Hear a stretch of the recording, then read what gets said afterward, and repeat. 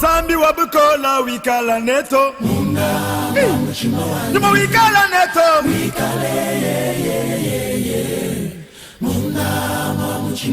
Numa wikala neto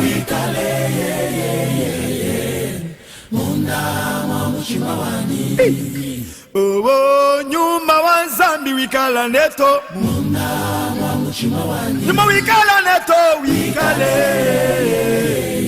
Yolele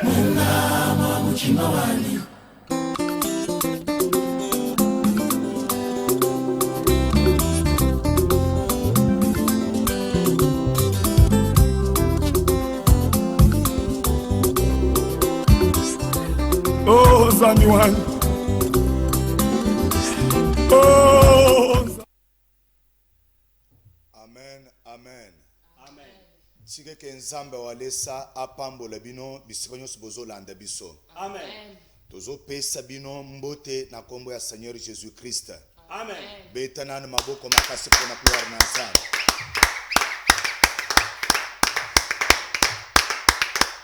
Une fois plus bino nyonso bana nzambe bisika bozo landa biso ezala awa na nkumba ya Kinshasa ezala awa na kati ya République démocratique du Congo nyonso ba province na biso nyonso ezala na ngambo ya fleuve du Congo Brazzaville Centrafrique tozo pesa bino mbote na kombo ya Seigneur Jésus Christ. Amen. Tolobi mukolo malamu tombeli bino mukolo malamu tolobi ke nzambe na biso apambola bino. Amen. Na lingi koyebisa yo kengonga na biso ekoki oyo tosanganaka na mesa pona kosolola na papa parce que prière na biso ebenganaka na kombo ya protection prière ya protection divine c'est-à-dire toyeko luka kaka lisungi ya nzambe yemoko na kati ya libota na kati ya motema bisika nyonso tolingi ko tobanda na nzambe.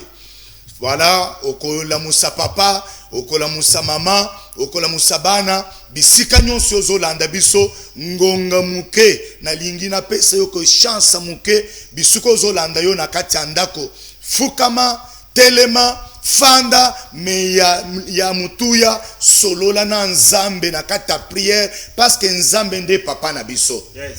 Yambo makambo nyonso tolingi ko pesa nzambe na biso merci. Le maître du temps et des circonstances, ye muntu abateli biso banda tango tozaki akolala, tango tolala ki tozaki neti bantu akokufwa. Mais ndenge Bible zoloba ki en réalité dans l'homme, il n'y a que le souffle de tout puissant. Ndenge ye munde apesa kamupepe, apesi yo apesi ngai pema. Pour voilà pourquoi tolingi to pesa nzambe merci. David azoloba tout ce qui expire loue l'Éternel. Amen. Ndeko il mérite te. Mais il faut tous s'acquitter de cette devoir, tous s'acquitter na dette oyo nzamba pesi biso.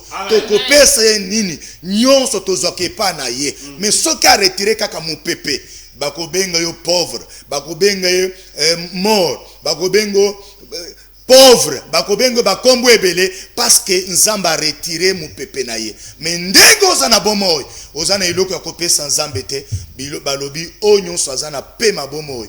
Akumisa nzambe atato la munena nzambe tolingi ko pesa na nzambe merci parce que yende muntu apesi biso mukolo oyo il s'appelle l'ancien du jour mukolo avant yezala yazalaki ayebaki ke akotambwisa yo akozala na yo akozana libota na yo.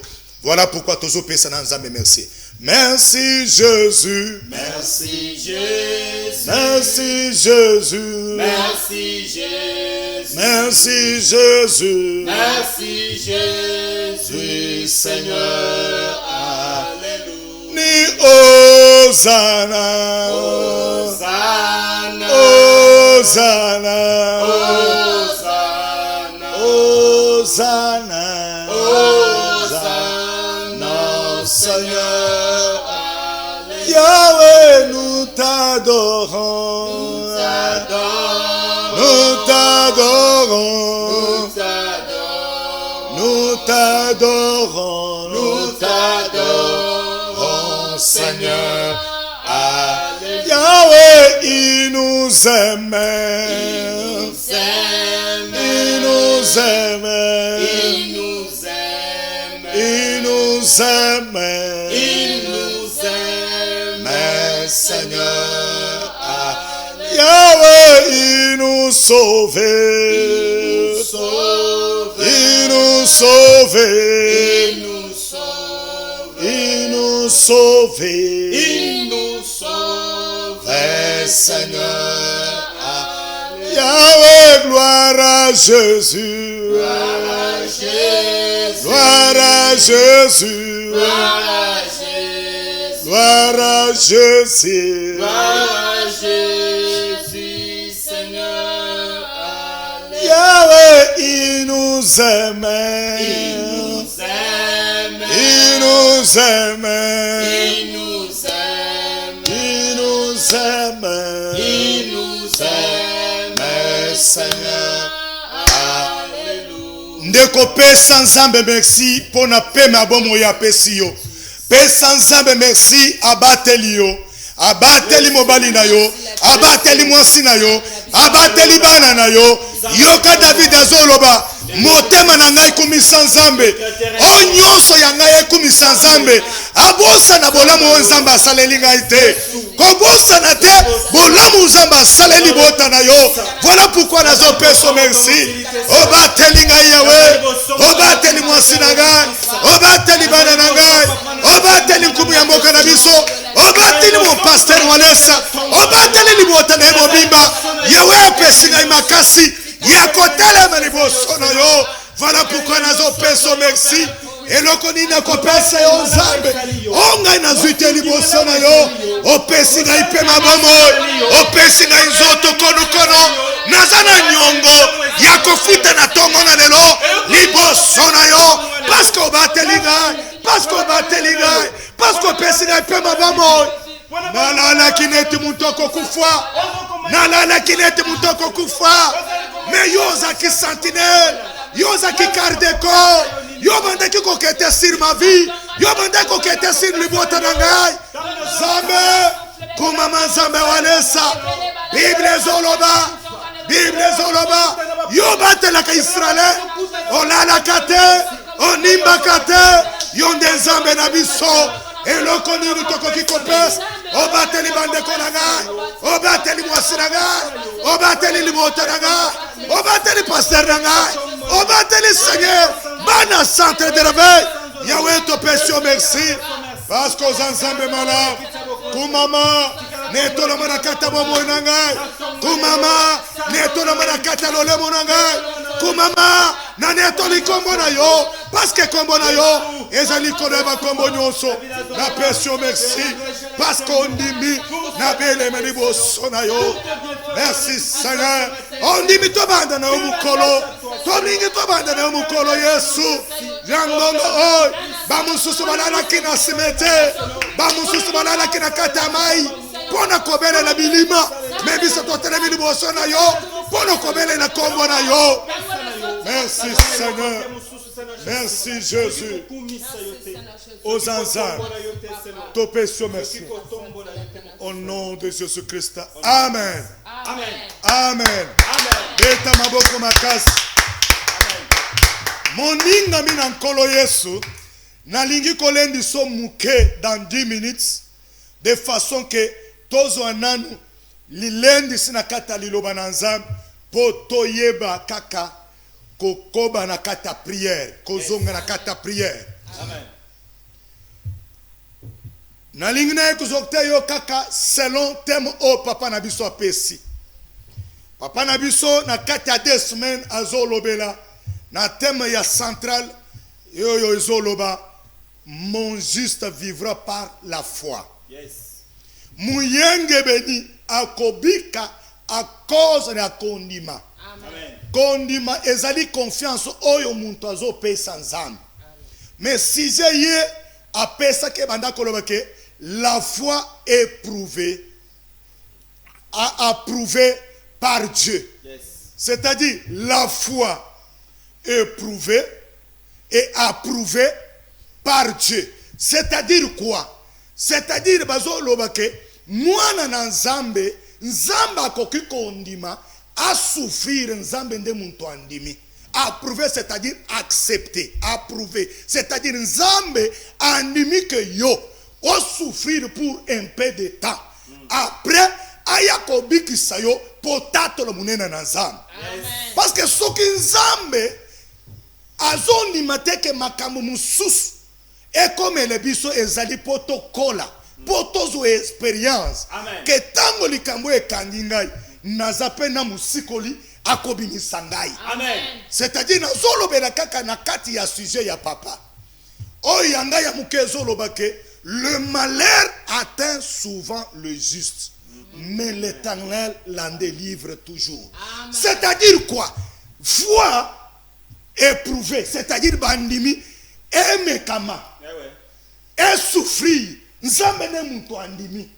Après ça, kaka nzambe o muntu andimi ke mwana na ye a souffrir pour un peu, mais a souffrir pour nini? A souffrir pour asali makambo mabete, a souffrir ce qui a souffrir injustement. Nzamba koya kosan sans plus tarder tokotanga makomi.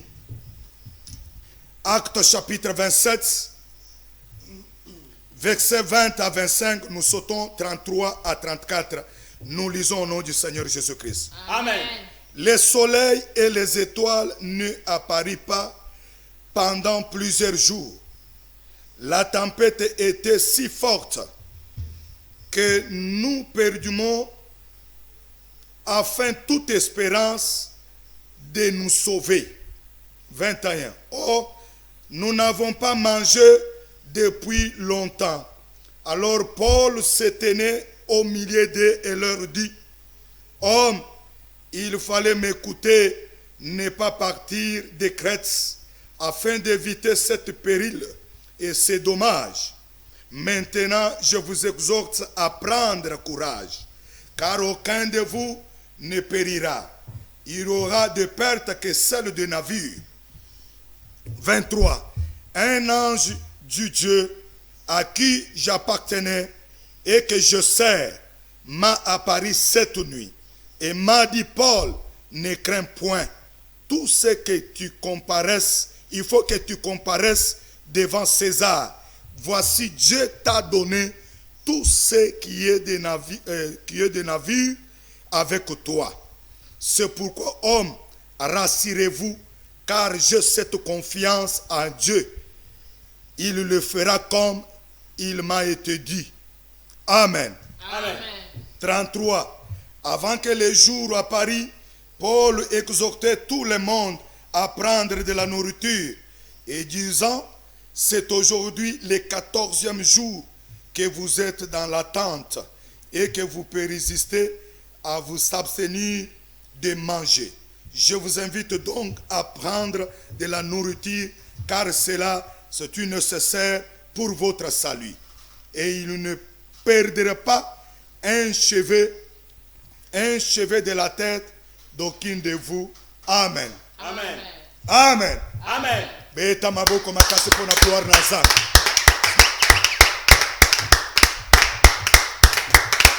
Tozoba kisa Psaume 34, 18 à 20.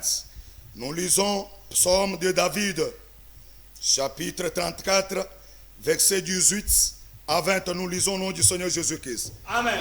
Quand les justes crient, l'Éternel entend. Il le délivre de toutes les détresses. L'Éternel est près de ceux qui ont le cœur brisé. Il sauve ceux qui ont l'esprit dans le battement. Le malheur atteint souvent le juste, mais l'Éternel l'en délivre toujours. Amen. Amen. Tolobike tozolobela kaka sijo oyo papa alobela ki na kata semaine. Alobike la foi éprouvée et approuvée par Dieu. C'est-à-dire Nzambe azonima ke mwana na ye akoki ko souffrir un peu. Soki asalimbe bate de façon que ye moko aya ko bimisa ye. Soki otangi na 1 Corinthiens chapitre 10 verset 13. Balobi que Dieu ne tente jamais personne. Mais ce qui andimi que muntu a tenté, il ne fera pas qu'il soit tenté au-delà de sa force. Akoye bandenge nini, akobimisa biso au niveau des tentations. C'est-à-dire dans l'épreuve des épreuves là. Nzamba animike mwana na nzambe akota dans les épreuves. C'est-à-dire les épreuves ezaba mikakanu ya muke mitatanu ya muke na kata vie. Nzamba koki kondima olekela yango. C'est-à-dire que silité que nzambe akopeki azana makasi akobimisote. Balobi que avec la tentation, Dieu aussi peut préparer les moyens sur lesquels il peut te faire sortir. Amen. Le malheur atteint souvent le juste, mais l'Éternel en délivre toujours. C'est-à-dire, Zamba zondimake likama. Parce que ce que mon état ne passer nabis. Bachele ba pozo zamba le alibo sota pe setamba kenda ki kom eza ebele bamba lebele nzamba ndimi mendenge mission na ye na nzamba ndenge relation na ye na nzamba nzamba permettre ça na po ya ye ba keke nzambe pa asali. Amen. Na lingi kwa bisoke likambio zo traverser wana ezali pona liwate ezali ke nzambe abikisa yo potata. Amen. Amen. Amen. Parce que yemoko zo loba invoque-moi le jour de ta détresse. Je viendrai te délivrer afin que toi tu témoignes ma grandeur. Ndeko soki makambo ezo kanga bisote tokoyeba munena nzambe ndenge nini makomi otozo uta koloba awa mais Bible ezo pesa biso lobi que il faut te souffrir comme des chrétiens, non comme des païens. Bible ezo loba, c'est-à-dire c'est une grâce à supporter des afflictions quand quelqu'un est en train de souffrir injustement. C'est-à-dire, il une grâce. Ce que mon oiseau souffrit, c'est alors que le secours de Dieu est avec lui. Souffrir. Et où dépend Nzambe, parce que papa tango pesi parole à Job, Nzamba permettre. Ce n'est pas que quand nous sommes des enfants de Dieu, comme les bissotés. Mais tango le malheur atteint souvent les justes. Il y a aussi les méchants prospèrent toujours, les imposteurs, et ils prospèrent toujours dans le mal. Mais le juste, qui est juste? Un homme racheté par Dieu. Qui est le juste?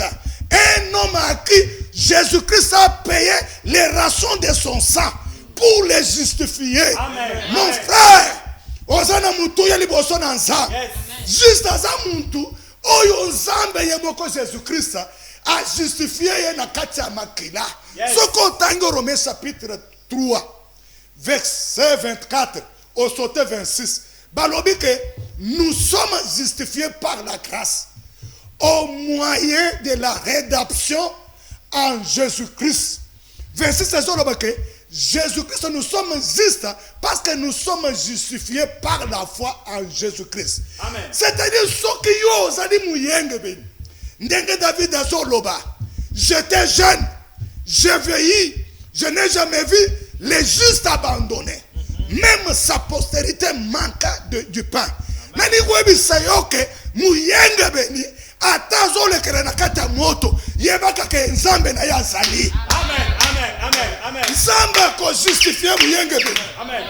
Nzamba malgré mikakatano yo ozo traverser yo ozo landa ngai nazo ebisa yo soko ozo souffrir à cause à combo à Jésus-Christ soko ozo mona passe o salimbe bate yebaka ka keloboko na nzambe ezali posona yo. Amen. E ko bibisa yo na kati ya passe yo ozo traverser. Amen. Makaboyo to uti kotanga bazo ebisa biso ya apôtre Paul. Vous-même, vous savez comment sa vie était. Il était dans le judaïsme. Parce que, abanda ki kosane la bango musana. Mais jour yandi makinkolo Yesu. Yesu abandi ko tato do kombo ya Jésus. Ba jifo ba yeko kosane likambo. Ayena bato bikolo angani ko bebi sa temple na biso. Azo créer ba division na kata ba juif. Il faut monto a mériter liwa. Ndeko tango bandako chera batu masanga tango bandako pesa batu basi andumba mbongo e bandaki ko ya chaque jour metala kaka mukolo yo ndimake talake makambu nyos na baninga oyo bandako beto maboko bakomi ko chola yo na yiki ko ebisa yo ba chola yo me ba pekisi nzambe te papa ngolo yo. L'apôtre Paul bakandie ba chena prison balobi ke il faut akufa Tango Paul lobi non, ngai naza citoyen romain. Nakoki kokufa boye te. Vaut mieux botinda ngai na Rome et pas empereur César. Assemble sangai, a blanchir ngai. Or c'était la volonté de Dieu. Ndeko, il faut vivre. Il faut souffrir si cela c'est la volonté de Dieu. Amen. Si cela c'est la volonté de Dieu, la Bible dit c'est une grâce. Amen. De supporter l'affliction quand tu n'as pas commis le péché. Amen. Parce que c'est alors que Dieu viendra pour te secourir. Amen. Paul a lobby botinda ngana kati ya Italie. Nakenda kokufela kuna. Or c'était la volonté de Dieu. Nzamba ebisi Paul. Il faut qu'il y ait des contacts dans la Rome. Pour ne pas y avoir de mais bango ba mona kika ke Paul a réclamé à kende na kata Italie. Bible zoloba ba ye kokoti sa Paul enchaîné en prison. Mais Paul dans une mission. Tala ke nzambe azondi make Paul ale kele na kata minyoko na kata prison. C'est pour nous que la vie de la christianisme c'est une vie de combat. Yes. Ce qu'on dit, mais Jésus est mon corps. Ce qu'on dit, Zouana ne kurusu na yo. C'est-à-dire, on mi boya, on ni maonyo se koya. Ngai na kozara na yo. Paul wandi mi bakanga ye, akenda na kata Rome. Or c'était la volonté de Dieu, de façon qu'akenda côté sango madame. Naningi kwa biso en tant que lecteur de la Bible. Paul a commis ba épître ebele na kata prison na chaîne. Kobanda kaka Éphèse. Il y a comme Colossiens, Philippiens, Thessaloniciens, Timothée, même Tite, Nyonsa, Philémon, Hébreu, a comméri en mon akata prison, pendant qu'on va ngaï prisonnier, c'est-à-dire à kata prison. Amen. Naniki kwa bisayo, ata ozana prison à malade, lelo zambe wanesa, azobi biso na kata prison. Ata ozana prison à Bukauki, zambe wanesa azo sala. Nalingina chute pour la série satokota tanya biso ezala quelque exhortation pour to sambe na malam. Paul andimi akende nzamba yako mimoni sayebutu ayebise Paul ne t'en faites pas, prends courage, il faut que okende kotato la ngai na kati ya Rome devant l'empereur César parce que tawana ba Rome ba bandaki ko konza Israël bangonde bazakina liloba likolo ya Israël. Nzamba lobi il faut kende bisika wana yebisa ba onyonso bazana kati ya navire na kata pirogue muntu akokufote malgré ba marchandise ya cargo oyo bazuye pa navire kokiko mais pona muntu ata suki na yeko kokweya te. Na lingi kuebisa yo na mabele tozana kati arshi ya Noé tonzambe nde mutu azana clé. Nzamba azana clé ya lipamboli na yo. Nzamba azana clé ya likobota na yo. Na libala na yo.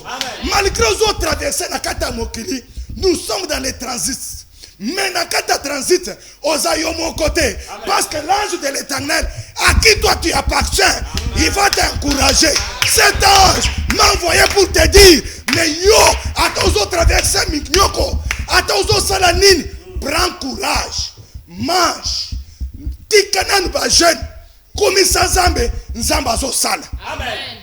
Paul butu na tongo Bible zoloba malgré ba mbonge malgré ba mi pepe na kati ya boîte obi agongo ba kokende bazaki 276 nzamba zoloba cause de ta présence na pesi na ba onyonso yo zanango na ni kwebisa yo mutu ondimeni nzambe walesa a cause akondima na yo ba onyonso libota na yo babiki. Amen.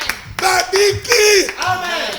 Babiki. Amen. Parce que la Bible dit que quiconque invoquera le nom du Seigneur sera sauvé, lui avec sa famille. Amen. Tike que libota na yo a cause ya kondima na yo ebiki sama. Amen. Natongo Paul ayeko ebisa batouane basali 14 jours en jeûne. Babwaki biloko nyonso na mai mupepesaki makasi. Menzamba ayeko mimonisa. Paul ayeko telema na tongo lobi bandeko ça fait 14 jours. Biso to perdre des encourages. To yebaki ke tokoki kokufa. Menzamba limite tokufa. Nzambe oyo ange oyo ngai nazalaka appartenir, c'est-à-dire o ngai nazo salele musala ndami monisi ndeko na liko ebisayo na kata souffrance ozayo mon côté. Dans ton côté il y a l'ange de l'Éternel qui s'appelle Jésus. La Bible déclare l'ange de l'Éternel campe autour de tout ce qui les craignent pour les racheter au danger. Danger nini saliboso na yo nzambe walesa azobimisa yo nazo tatola nzambe walesa oyo Paul alobi ange de l'Éternel à qui j'appartiens. Il va faire ce qu'il m'a dit. Aucun de vous, même son cheveu, ne pouvait pas se perdre. Nalingi ko ebisa yo okoki ko perdre bambom okoki ko perdre bandako okoki ko perdre bamituka mais babotoli okondima te parce que kondima nde bisika Jésus aye kosalela. Amen. Paul alobi ata moko na bino akoko yete je suis déjà averti. Na ko avertir yo maladi wana ezali pona liwate ezali pona gloire na nzambe. Na ko avertir yo mbongo ata perdre Bible lobby toute la richesse que l'homme peut posséder ça lui sert pour les raisons de sa vie. Nzamba nimi au perdre mais la gloire de la seconde maison est plus forte que celle de la dernière de la première. Nani ko bisayo oyo nzamba kosala ekoleko yo sosimba. Amen. Yo okokufa te. Amen. Okobika. Amen. Okotatra munena nzambe. Parce que Paul azalaki makambo nyonso ezaki atato na nzambe liboso ya empereur César. Yo pe nano okokisi bilaka nzambe te na kata vina yo. Liwa n'est pas les bons, les bisons ne sont pas les bienvenus à toi. C'est-à-dire liwa ezana bisikate. Liwa ezana bisikate. Ata ozo bela nzambe nde muto azalaka na fongole ya vie na ya bomo. Na lobi que toi tu vas vivre. Amen. Toi tu témoigneras les œuvres de l'Éternel. Toi tu raconteras les œuvres de l'Éternel. Na lingi ko ebisa yo ata ozo traverser mu pepenine mu pepezo telema. Amen. Mu pepezo telema. Amen. Mais to lingi ko bele ranzam. David azoloba, j'étais jeune, je vieillis, je n'ai jamais vu l'injuste abandonné. Même sa postérité manquait de pain. Et alors que nous nous manquons, Nzambe na biso azo pesa. Bible zoloba, kamu yenge beni azo kanga. Psaume 34, 18 à 20. Kamu yenge beni azo kanga. Nzambe azo yoka. Nzambe azo yoka na kata passe. Nzambe azo pesa ye vu. Ndeko, Bible zolo, il les délivre dans leur détresse. Tolingi ko kanga, ponzamba kita. Akambola yo, asara yasika. Apeso une longue vie. Apambola yo, abatela yo. 19. L'Éternel est près de tous ceux qui ont le cœur pur, brisé. Il sauve ceux qui ont l'esprit d'abattement. Naligi ko ebisayo. Yo mutu motema ezobeta cause ya bavant. Yo mutu ezobeta motema na yo ezobeta o perdre courage à cause ya coronavirus. Na yingi ko biso ke nzambe na biso aleki coronavirus. Amen. Oyeba azalaki na kati ya boatu na ba yekoli alingi a traverser mais le vent contraire. Na yingi ko biso yo va nyonso contraire ezoleka na kati ya vina yo. Jésus-Christ azotelemisa yango. Amen. Va ya malade. Va ya bukauki ezo kanga munoko nom de Jésus-Christ. Amen. Il sauve ceux qui ont l'esprit dans le bâtiment. Le malheur attend souvent le juste, mais l'Éternel en délivre. D'accord, il est là. Là où tu es, il est là. Parce que lui n'habite pas dans le ciel. Lui n'habite pas sur la terre. Jésus, il habite dans sa parole. Amen. Et la Bible dit, quand vous écouterez sa parole, n'endurcissez pas vos cœurs. Il est là, dans sa parole. Bisikani notiki Jésus. Nani webisayo, bisikani notiki Jésus. Ya lobe akotika bisote, akozana biso, fisuka mikolo. Bisiko zawana zawan. Tolingi kobeleleye. Loba kolo Yesu. Kolo Yesu. Seigneur Jésus. Seigneur Jésus. Jésus-Christ. Jésus-Christ. Le Dieu de Walesa. Le Dieu de Walesa. Nalembi passion. Nalembi passion. Jésus-Christ. Jésus-Christ. Yaka. Yaka. Yakosunga ngai. Yakosunganga. Yakobikisa ngai. Yakobikisanga. Yakosunga libota na ngai. Yakosunga libotanga. Ndeko tala bisika nini otiki Jésus azalaki na Paul na kati ya navire eza neti bateau 276 personnes na ba marchandise bazalaki wana, c'est-à-dire bisika oza wana na misolo na yo oza kaka na bisika wana. Mais nani muntu akoki kobotola, nani muntu akoki kozongisela yango soki Jésus te? Mais Bible ezoloba quiconque invoquera le nom du Seigneur Jésus-Christ, qu'il s'éloigne des iniquités. La Bible ajoute, dans tout temps dans ta vie, que tes vêtements soient blanches. C'est-à-dire, ce qu'on l'ingobele le Jésus, motema na yo balobi kaka celui qui a un cœur brisé, l'esprit pur. La Bible dit, errez les pauvres en esprit, parce qu'ils verront le Seigneur. Errons donc ceux qui ont le cœur pur, parce qu'ils verront le Seigneur. Motema na yo zandege nini? Motema na yo skeza na buanya. Motema na yo kikuwa mpeshe nzambe na tongo na lelo. Puasa lelo eloko. Biblia ezo na baloboko na nzambe eza mukusate. Mendelo ezali masumu. Masumu nini koki kozangi so omona kembo na nzambe na tongo na lelo. Parce que na tongo na lelo tozobele na nzambe potomo na kembo na ye. Nakata misala na biso. Nakata libala na biso.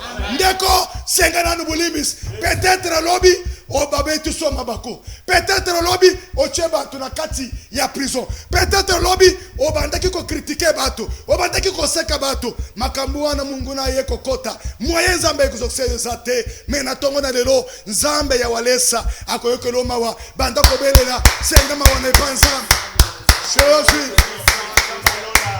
Jésus. Na liboso na motema na ngai. Lobi na moni makambo mabe. Lobi na lobi trop.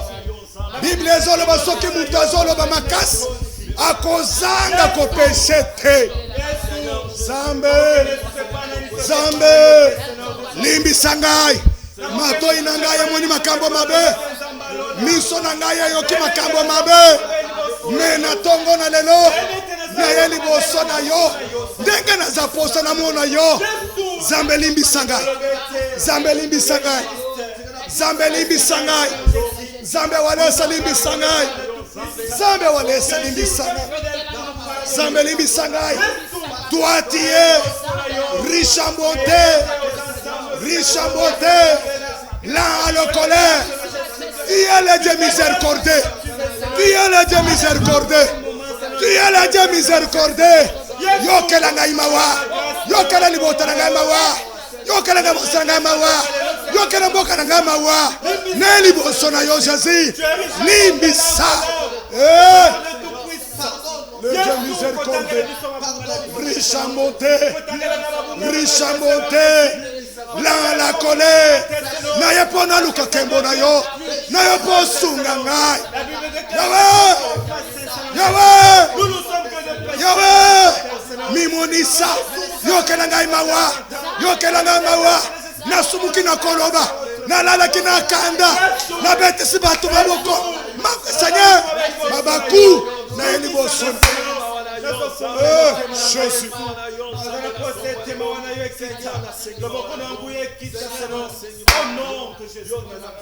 Ndeko Nzambe na biso babenga kaye. Il est le Dieu miséricordieux. Amen. Riche en bonté et lent à la colère. Amen. Et Bible les autres jetés à l'objet, sans l'effusion des sangs, il n'y a pas le pardon du péché. Tozabana na Nzambe nakati nous sommes justifiés par l'œuvre de la croix. C'est-à-dire le prix, les rations payées par Jésus-Christ pour te justifier à tout ce qu'il avait déjà prédestiné. Bible il l'avait déjà justifié pour qu'il puisse être semblable à lui. Zambe na biso na kati na yeta chezate. Tokobele le skoma kila Jésus. Ezala likolo na yo. Esoko la mobali na yo. Esoko la bana na yo. Esoko la ndako na yo mobimba. Tozobele na makila au nom de Jésus. Yahweh. Le sang de Jésus. Le sang précieux qui a coulé pour mes péchés. Zambe sokolanga. Zambe sokolanga. Zambe sokolanga. Zambe sokolanga kunanga. sokola mwasi, sokola bana, sokola ndako. Jésus, sokola, sokola, sokola, makila na yo, et justifie ngai, et boulisa ngai. Yahweh, Yahweh, nabele mini bosona, nabele mini bosona, Zambia walesa na ili bosona, kanisa musala ekulusu, oyaki koluka basumuki, ongana za mutu aliboso, matongo na lelo, makila na yo, esokola, ebulisa zoto, ebulisa ndako, ebulisa mwasi, ebulisa bana, ebulisa ndako na nga mobimba, au nom de Jésus.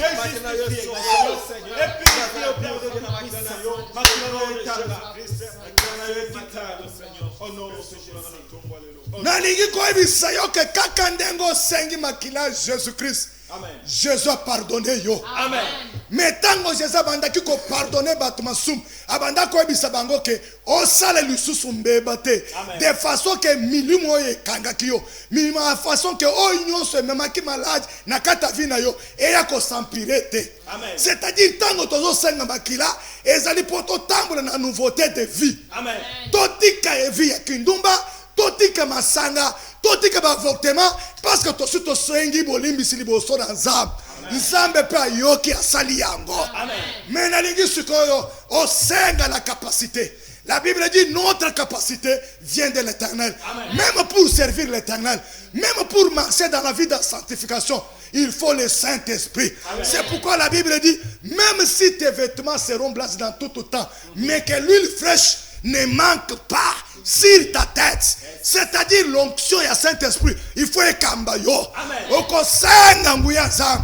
Yango nde ko peso makaso sala nzambe. Yango nde ko peso makaso sala bwanya. O sala na bato makambo ya bien. Yango nde ko bundelo bitumba. Banda ko senga présence nzambe na kata vina yo. Sans toi, je ne me ferai rien. Sans toi, je suis honte pour l'évangile. Natongo na lelo, natongo na lelo, na liboso na yo, natongo na lelo, nazavas. J'ai besoin de l'onction, nazavas.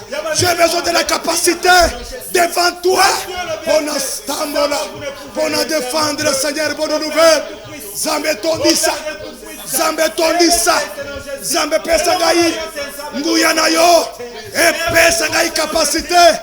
Yakotambola, l'olenge vocation, l'olenge appel nangai. Yesu, Yesu, natangi no bako nangai liboso na yo. Simba ngai, tambola nangai, sala nangai. Oyebisaki pie, taloza mwana, ozo milati sa ceinture, mukolo ekoya, okoza la posa na muntu alati so ceinture, okoza la posa na muntu asimbe na loboko, ati do bisiko ligite. C'était pour le Saint-Esprit. Jésus, Jésus, Jésus, Jésus, Sande walesa, Todi Saga, Nguyana yo pesa kay capacité de le musala. Nguyana yo pesa kay puissance, capacité, ya ko surmonter le péché dans ma vie, sur mon corps. Glory to the Karasta, Yimini Jesus. Yahweh, Yaka, Yaka, Nguyana yo tondisa, Nguyana yo bikisa, Nguyana yo kangolanga. Au nom de Jésus-Christ. Bible Zoloba, quand le juste crie, l'Éternel l'entend et le délivre de toute détresse. Amen. Nous voulons invoquer l'Éternel comme lui-même a dit, invoque-moi les jours de ta détresse. Amen. Moi l'Éternel, je viendrai te délivrer. Amen. Afin que tu me glorifies. Amen. Tolingi kobele le kolo Yesu. Loba Jésus-Christ. Jésus-Christ. Le Dieu de Walesa. Le Dieu de Walesa. Yaka. Yaka. Yako kangolangai. Yako kangolangai. Yako bikisangai. Yako bikisangai. Yako bimisanga na mutambo. Yako bimisanga na mutambo. Yako telemisa mipepe ya maladi. Yako telemisa mipepe. Yako telemisa mipepe ya kindo kina vina ngai. Yako telemisa mipepe ya kindo. ya kolongola nga na vie ya kindumba, ya kolongola nga na vie ya pauvreté. Jésus Christ nalembi pasi oyo nazokoka yango te. Yo l'homme de douleur, habitué à la souffrance, ya komemela ngai mukumba oyo. Jésus Christ le Dieu de Walesa nasuki mena liboso na yo po vi na ngai changer. Yo lobi belela ngai tango ya pasi nakokangola yo, nakobikisa yo, okopesa ngai libala, okopesa ngai bana, okopesa ngai musala. Nde nazosala na tongo na lelo nasukisami ke epa na yo bato bazwaka lobiko. Nde natelemi liboso na yo bandako na basikoyo. Jésus Nzambe Walesa mupepa za makasi, Nzambe Walesa yaka yakopesa ngai, yakopesa ngai eloko nazoluka.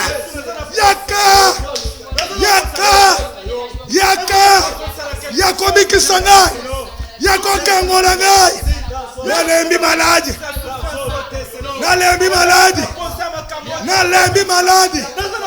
nalembi vi ya kosenga, nalembi kindumba, nalembi pauvreté. Jésus yakokangola ngai, yakobikisa ngai, yakomimonisa, yakosala sika. Jésus,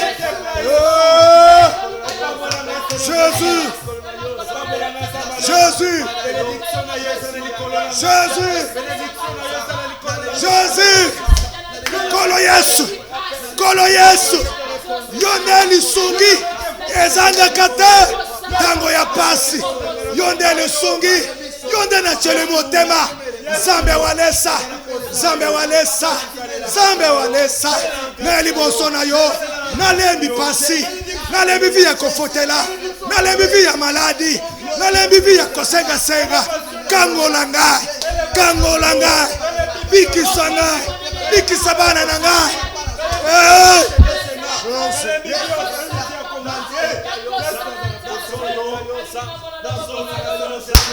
Loba Kolo Yesu, Seigneur Jésus, yako telemisa mupepe, yako telemisa bambonge, oyo tambula na kati ya ndaku na ngai, oyo telemi na kati ya nzoto na ngai. Kolo Yesu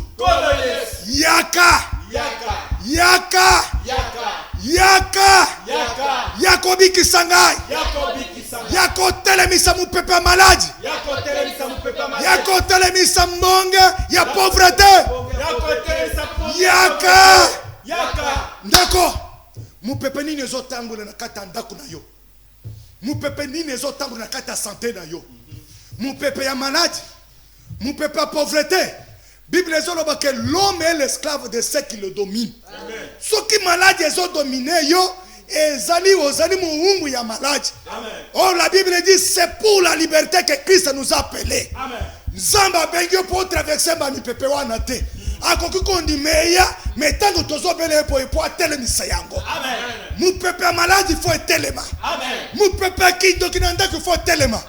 Mupepe abuka ko faut etelema. Nyoso za Nzambe te faut etelema. Loba Kolo Yesu, Nzambe Walesa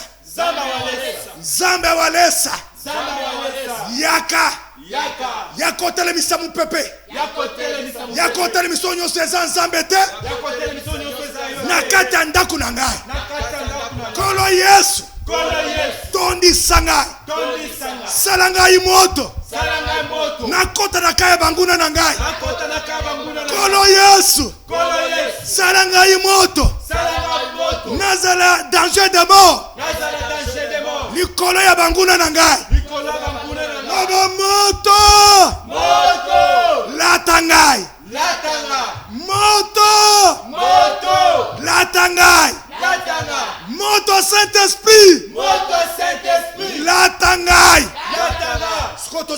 moto likolo ya mupepe nyonso ezotambola na kati ya ndako na yo. Bible ezoloba toute semence que mon père n'a pas semé sera déracinée, sa place dans le feu. Maladie wana il faut esimba moto tika vina yo. Kindoki wana ezotambwisa yo ezomonisa pasi faut pela moto na kati ya vina yo. Bukauki faut pela moto no de Jésus. Loba sikoyo tozopelisa moto 3 fois okopelisa après 3 fois opeli 3 obandi kotinda. Envoyez! Feu! Envoyez! Feu! Envoyez! Feu! Bandi kotinda. Moto onyoso eza nzambe, onyoso maladi, onyoso kindoki, onyoso bukauki, onyoso sécheresse, moto ezopela, moto ezotumba, moto ezotumba, moto ezozikisa, nyonso eza nzambe te, nyonso eza nzambe te, moto ezopela, moto ezotumba, moto ezozikisa, moto ezoneyantir, nyonso ya bandoki, nyonso ya bangondoki, nyonso ya maladi, au nom de Jésus, au nom de Jésus, au nom de Jésus, au nom de Jésus, au nom de Jésus, nyonso eza nzambe te, ebanda kosika, nyonso eza nzambe te, ebanda kosika, ma maladi, ma pauvreté, ma maladi, nyonso eza nzambe te.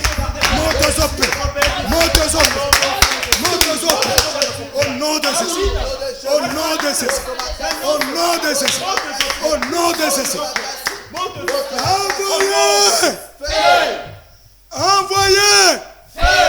Tolingi suko kotinda moto na 4 coins ya ndako na yo, na 4 coins ya parcelle na yo.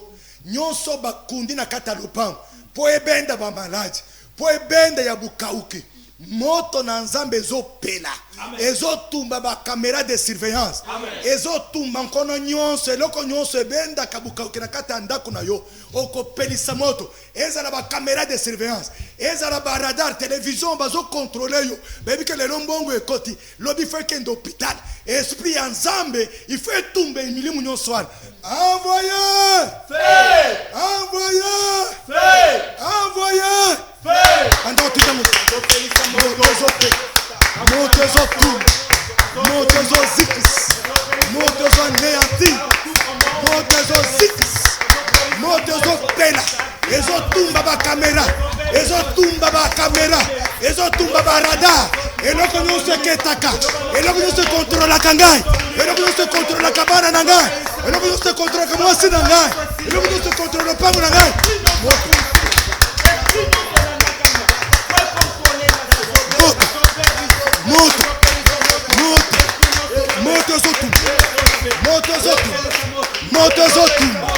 Moto ezozikisa, moto ezoneyanti, moto ezozikisa. Au nom de Jésus-Christ! au nom de Jésus-Christ! Siko ezotinda moto likolo ya mwasi na yo, likolo ya bana na yo, likolo ya mobali na yo, esprit nyonso etungisaka bana na yo, moto na nzambe ezikisi, moto na nzambe etumba, esprit nyonso batieli bana na yo, esprit nyonso ekontrolaka bana na yo, ekontrolaka mwasi na yo, ekontrolaka bana na yo, ozozikisi. Envoyez! Envoyez! Envoyez!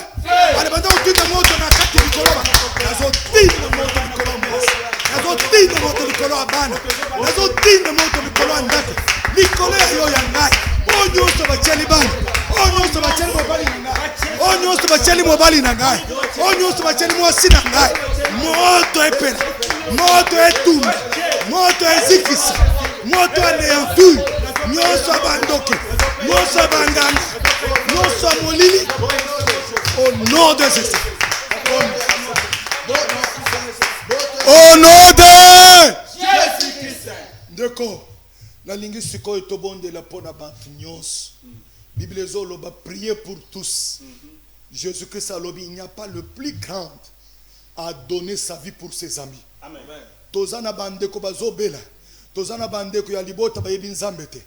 Yo ozobondela pona bandeko wana bayeba nzambe, boyo bazobela babika.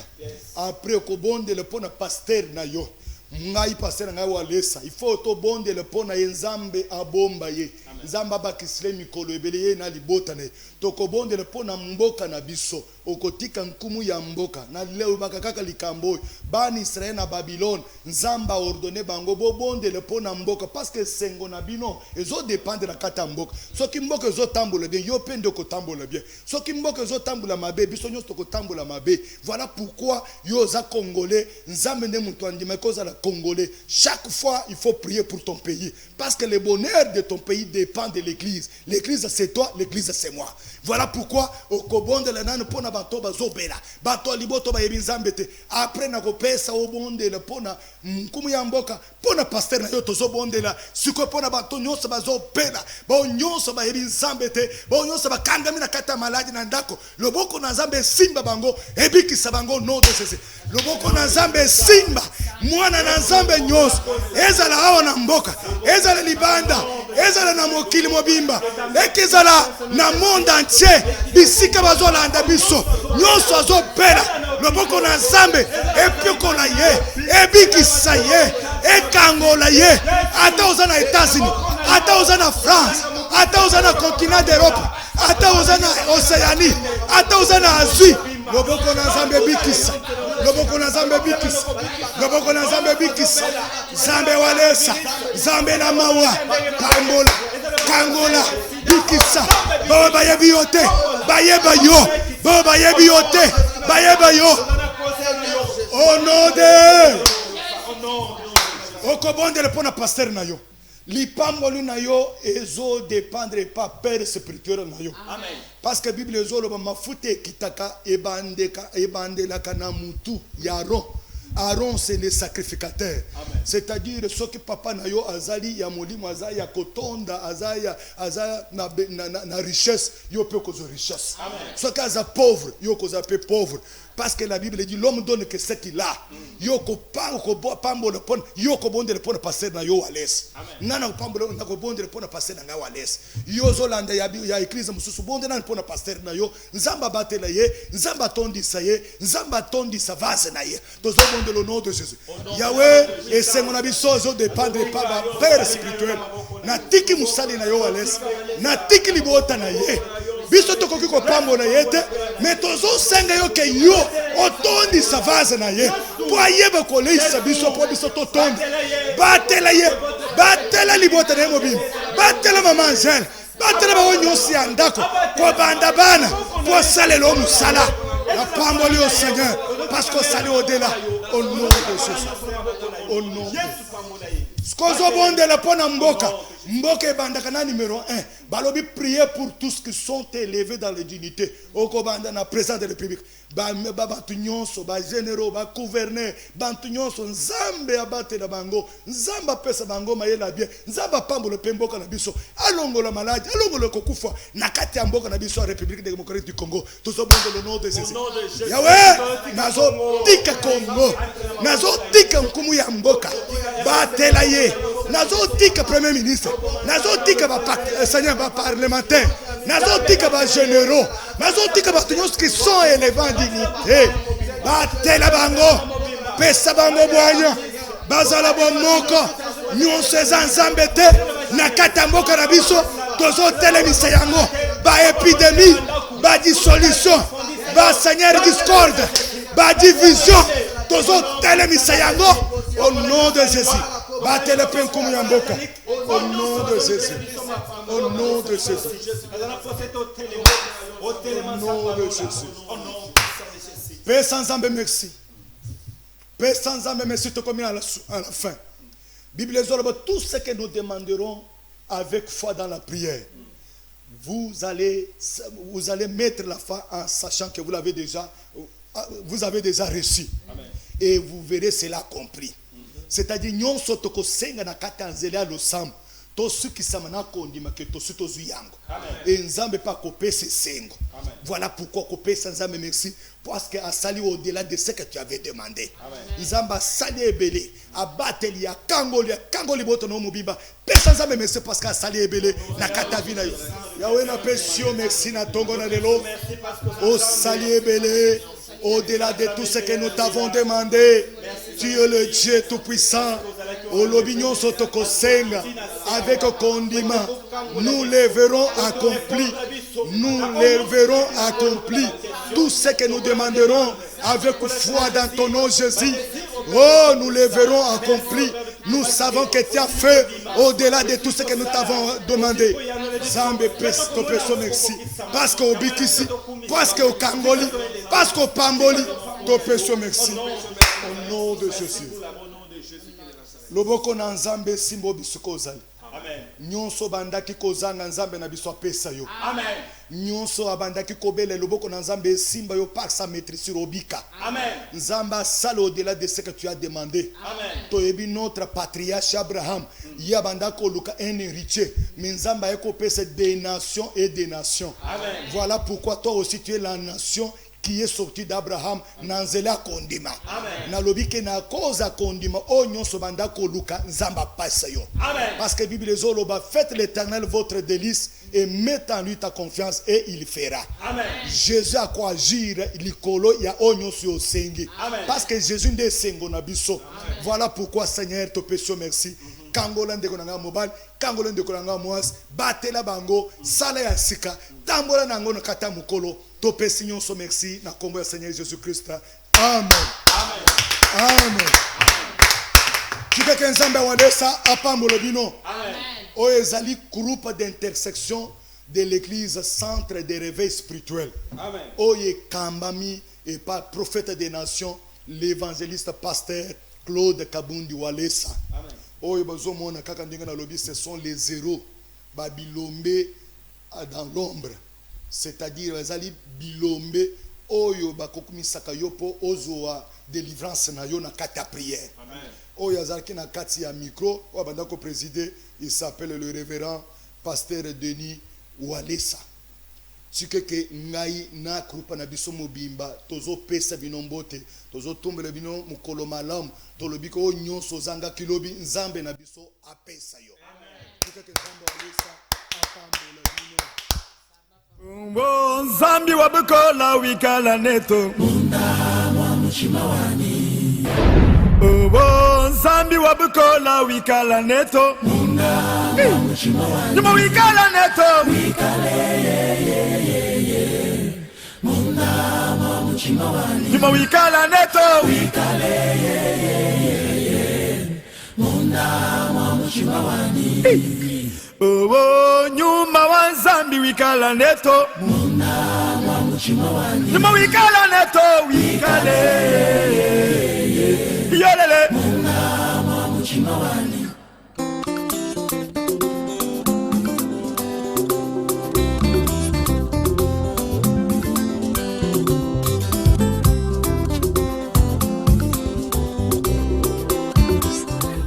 Oh, Nzambi wangu.